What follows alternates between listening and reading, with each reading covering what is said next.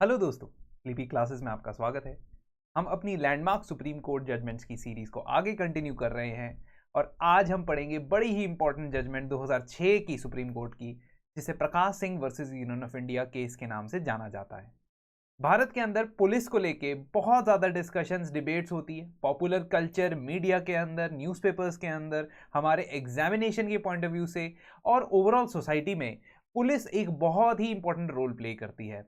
अब पुलिस के रिफॉर्म्स के लिए बहुत सारी बातें रोज़, हर हफ्ते, हर दिन कहीं ना कहीं किसी न किसी सेक्शन ऑफ सोसाइटी से आती है, लेकिन recently prime minister Narendra Modi ji ने जब पहला चिंतन शिविर या ब्रेन स्टॉर्मिंग सेशन कंडक्ट किया जा रहा था स्टेट के होम मिनिस्टर्स और टॉप पुलिस ऑफिसर्स के अंदर, तो उनको संबोधित करते हुए, उनको एड्रेस करते हुए प्राइम मिनिस्टर ने एक कॉन्सेप्ट की इंट्रोडक्शन की, जिसको वो कहना चाहते हैं one nation one police uniform. Prime minister साहब ने कहा कि वो चाहते हैं कि भारत की सभी पुलिस फोर्सेस की एक सिंगल यूनिफॉर्म हो, एक सिंगल वर्दी हो जिससे वो पहचानी जा सके। उन्होंने एग्जाम्पल भी दी पोस्ट बॉक्सेस की या पोस्ट ऑफिसेस के इंसिग्निया की, जो हर जगह एक सिमिलर यूनिफॉर्म तरीके से आइडेंटिफाई किया जाता है। अब ये बात भी है कि इंडिया के अंदर पब्लिक ऑर्डर हो या पुलिस, ये दोनों ही स्टेट लिस्ट के अंदर लिस्टेड सब्जेक्ट्स हैं अगर हम शेड्यूल 7 की बात करें। और पुलिस को लेके बातचीत बहुत समय से चलती जा रही है कि उसके अंदर कुछ रिफॉर्म्स होने चाहिए, और इस रिफॉर्म्स के लिए हम थोड़ा सा रिविजिट करेंगे एक ऐसी लैंडमार्क जजमेंट को जिसे आप अपने प्रीलिम्स और मेंस दोनों पर्सपेक्टिव से आपने याद रखना है। जो 7 डायरेक्शंस सुप्रीम कोर्ट ने यहाँ स्टेट गवर्नमेंट्स और सेंट्रल गवर्नमेंट्स को दी है, उनको हम आज याद करके जाएंगे। और यहां से टेक अवे आपका ये होगा कि आपको हमेशा ये याद रखना है कि सुप्रीम कोर्ट का प्रकाश सिंह जजमेंट के अंदर क्या स्टांस था। हम थोड़ा सा ये भी एनालाइज करके देखेंगे कि किस तरीके से इसकी इंप्लीमेंटेशन अभी तक नहीं हो पाई है। अब हुआ ये कि 1996 की बात है, जब प्रकाश सिंह, जो फॉर्मर डीजीपी रह चुके हैं, director general of police is the highest ranked police officer in the state, तो डीजीपी उत्तर प्रदेश के और बीएसएफ के डायरेक्टर जनरल भी रह चुके थे, उन्होंने एक रिट पिटीशन डाली सुप्रीम कोर्ट में अंडर आर्टिकल 32। आर्टिकल 32 के अंदर कुछ रिट पिटीशंस होती है, जिसमें से एक होती है मैंडेमस। मैंडेमस के तहत हम, यानी कि जुडिशियल अथॉरिटीज, गवर्नमेंट या गवर्नमेंट पोस्ट पे बैठे किसी इंसान को कोई डायरेक्शन दे सकती है, कोई कमांड दे सकती है। इसी का इस्तेमाल करते हुए प्रकाश सिंह साहब ने कहा कि 1977 से लेके 1981 तक नेशनल पुलिस कमीशन की 8 रिपोर्ट्स आई थी। उन 8 रिपोर्ट्स में पुलिस रिफॉर्म्स के बारे में बहुत लंबे चौड़े मैटर को डिस्कस किया गया था और एक मॉडल पुलिस एक्ट बना के दिया गया था, जो रिप्लेस करना चाहिए था इंडियन पुलिस एक्ट ऑफ 1861 को। आपको पता होना चाहिए कि 1861 का पुलिस एक्ट अभी तक इंडिया की अंदर जो पुलिस है उसमें अप्लाई होता है, और अलग अलग स्टेट्स ने उसके अंदर अपने हिसाब से वेरिएशंस लाए हुए हैं, रीजन बीइंग कि स्टेट सब्जेक्ट है पुलिस। लेकिन नेशनल पुलिस कमीशन की 8 रिपोर्ट्स के अंदर एक मॉडल पुलिस एक्ट बनाया गया था, जिसमें पुलिस के रिफॉर्म्स के बारे में बात की थी। बहुत सारी चिंता के विषय थे पुलिस के अंदर, खास तौर पे आप देख सकते हैं करप्शन, आप देख सकते हैं कि अपॉइंटमेंट और पोस्टिंग्स और ट्रांसफर्स, इनके बीच में पॉलिटिकल इंटरफेरेंस इतनी ज़्यादा होती है कि पुलिस अपने न्यूट्रल तरीके से बिहेव नहीं कर पाती है, कंडक्ट नहीं रख पाती। इन चीज़ों को एड्रेस करते हुए रिपोर्ट्स बनाई गई। मॉडल पुलिस एक्ट लगाने की बात तो हुई, लेकिन उसकी इंप्लीमेंटेशन नहीं हो रही थी। उसे इंप्लीमेंट करवाने के लिए प्रकाश सिंह साहब ने एक रिट पिटीशन डाली। उनके साथ साथ कुछ और लोग भी पिटीशन करता बन गए, जुड़ गए इस केस के साथ। उन्होंने ये कहा कि यूनियन ऑफ इंडिया और स्टेट गवर्नमेंट्स को अलग अलग कमीशंस बनाने की, जो पहले भी रिपोर्ट्स में बात हो चुकी है नेशनल पुलिस कमीशन के थ्रू, उनको बनाने की निर्देश दिया जाए, डायरेक्शन दिया जाए, डायरेक्टिव दिया जाए। क्या सुप्रीम कोर्ट किसी भी तरीके का निर्देश या डायरेक्शन दे सकता है? जी हाँ, आर्टिकल 102 ऑफ द कॉन्स्टिट्यूशन के अंदर सुप्रीम कोर्ट के पास ये पावर होती है कि वो किसी भी तरीके की डायरेक्शन या निर्देश दे सकता है, एंड दैट डायरेक्शन निर्देश will have the authority of law. जैसे कि एक लॉ अप्लाई होता है इंडिया के अंदर, वैसे ही सुप्रीम कोर्ट के निर्देश भी अप्लाई हो सकते हैं। अब सुप्रीम कोर्ट ने प्रकाश सिंह के रिस्पॉन्स में स्टेट गवर्नमेंट्स और यूनियन टेरिटरीज से पूछा कि क्या आप किसी तरीके से ऑब्जेक्ट करना चाहते हैं जो भी डिमांड्स रखी जा रही हैं, तो किसी भी स्टेट गवर्नमेंट ने कोई ऑब्जेक्शन नहीं रखा। इसी चीज को ध्यान में रखते हुए सुप्रीम कोर्ट ने अपनी जजमेंट सुनाई और उस जजमेंट के अंदर 7 डायरेक्टिव्स दिए गए स्टेट और सेंट्रल गवर्नमेंट को। आज हमने वही डायरेक्टिव्स याद रखने हैं। सुप्रीम कोर्ट ने विनीत नारायण केस के अंदर 1997 में पहले भी कहा था कि पुलिस रिफॉर्म्स करने की बहुत ज्यादा जरूरत है, पुलिस के अंदर करप्शन को हटाने की बहुत ज्यादा आवश्यकता है। सुप्रीम कोर्ट ने तब भी सेंट्रल और स्टेट गवर्नमेंट्स को ये सजेशन दिया था, बट अब वो डायरेक्टिव देने वाले हैं, डायरेक्शन देने वाले हैं। डायरेक्शन का मतलब ये है कि इसे इंप्लीमेंट करना होगा और डेडलाइन भी दे दी थी सुप्रीम कोर्ट ने 31 दिसंबर 2006 तक की। और मैं ये बता चुका हूं कि आर्टिकल 142 और आर्टिकल 32 का इस्तेमाल कैसे किया जा सकता है डायरेक्शंस देने के लिए। अब हमारे पॉइंट आता है कि 7 कौन सी डायरेक्शंस दी सुप्रीम कोर्ट ने। देखिए 4+3 फॉर्मूले से याद रखेंगे हम। 4 इंस्टीट्यूशंस या कमीशंस या संस्थाएं बनाने की बात की गई। यहाँ पे 4 तरीके की संस्थाएं बनाई जाएंगी, कमीशन बनाए जाएंगे। And 3 are other recommendations, not recommendations, actually directions. तो सबसे पहला डायरेक्शन दिया गया कि स्टेट लेवल में एक बॉडी बनाई जाएगी जिसका नाम है स्टेट सिक्योरिटी कमीशन। हर स्टेट के सिक्योरिटी कमीशन का चेयरमैन कौन होगा? या तो उस स्टेट का चीफ मिनिस्टर होगा या तो उस स्टेट का होम मिनिस्टर उसका चेयरमैन रहेगा। ये जो स्टेट सिक्योरिटी कमीशन है, इसका काम क्या है? इसका काम ये है कि ये देखना कि किसी भी तरीके से स्टेट गवर्नमेंट इन्फ्लुएंस करके स्टेट की पुलिस का मिसयूज ना करे। और इस कमीशन के अंदर जो डायरेक्टर जनरल ऑफ पुलिस होंगे, डीजीपी होंगे, वो इसके सेक्रेटरी रहेंगे। DGP is the highest ranked official in the state police. अगर हम रैंकिंग की बात करें तो इंडियन पुलिस सर्विस के अंदर जो आईपीएस अफसर होते हैं, जनरली आपको इन पायदानों पे, इन पोजीशंस पे आईपीएस ऑफिसर्स मिलेंगे।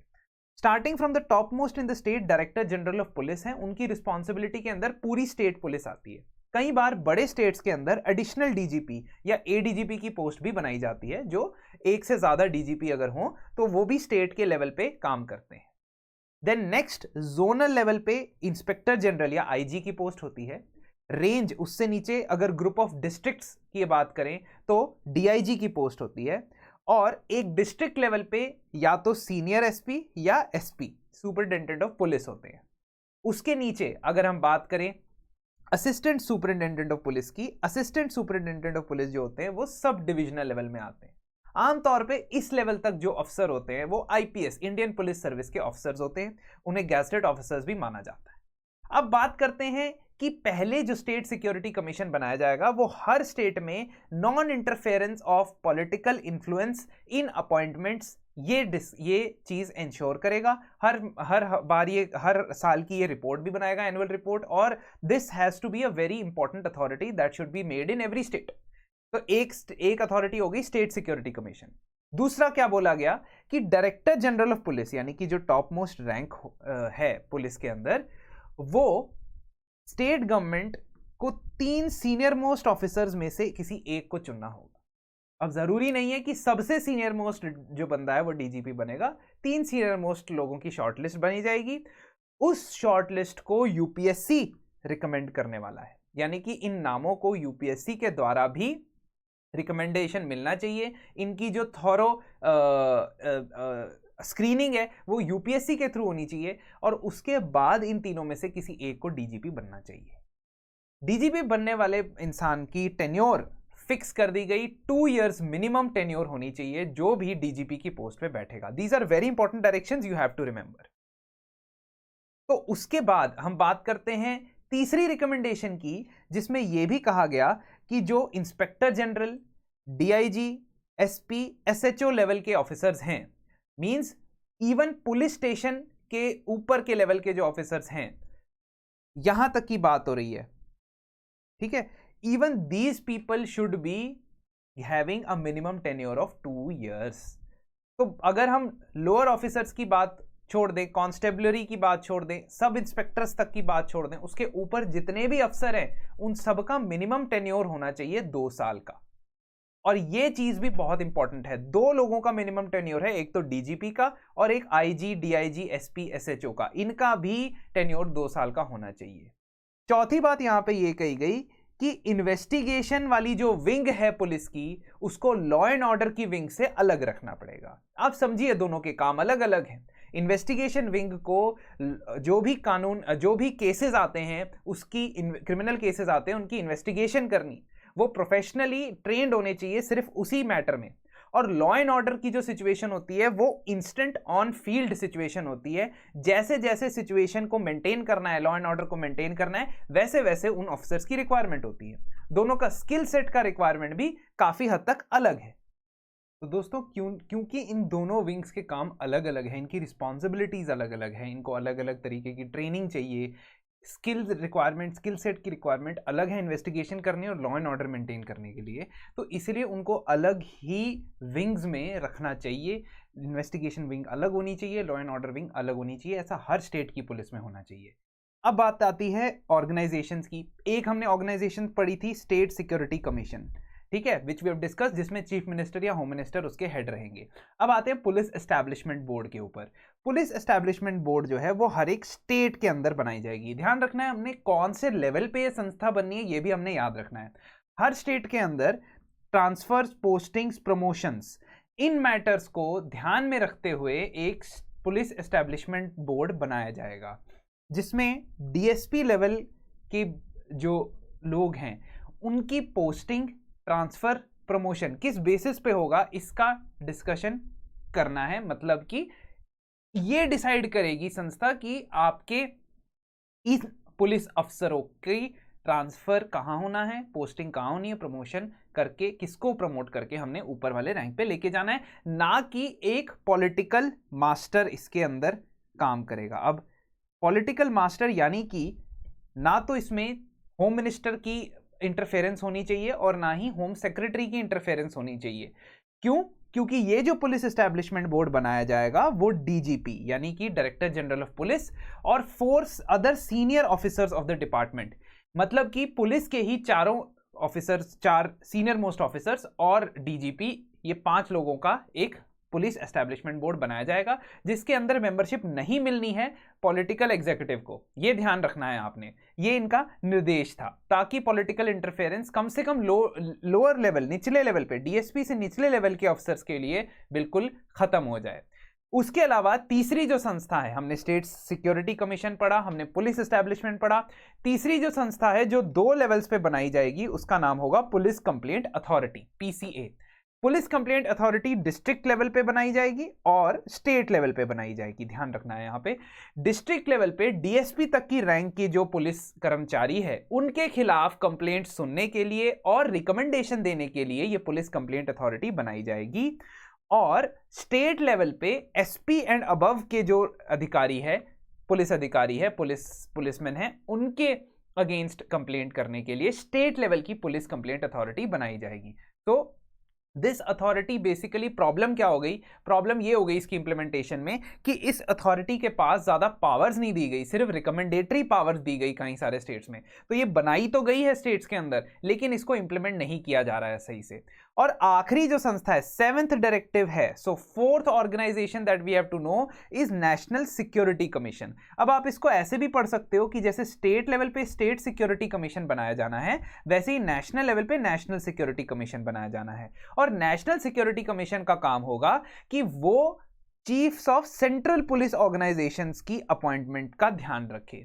तो वो नाम नियुक्त करेगी, बताएगी of the people who should be named as chiefs of CPO. CPO मतलब सेंट्रल पुलिस ऑर्गेनाइजेशंस, जिसके अंदर सीएपीएफ की अथॉरिटीज आती हैं सारी। तो आपकी बीएसएफ, आपकी असम राइफल्स, सीआरपीएफ, सीआईएसएफ, ये सारी आपकी सेंट्रल पुलिस फोर्सेस होती हैं, बॉर्डर गार्डिंग फोर्सेस भी होती हैं। तो इनके साथ ही आपने इनकी जो अपॉइंटमेंट है, इनके जो हेड होंगे वो अपॉइंट करने के लिए एक नेशनल सिक्योरिटी कमीशन बनाया जाएगा।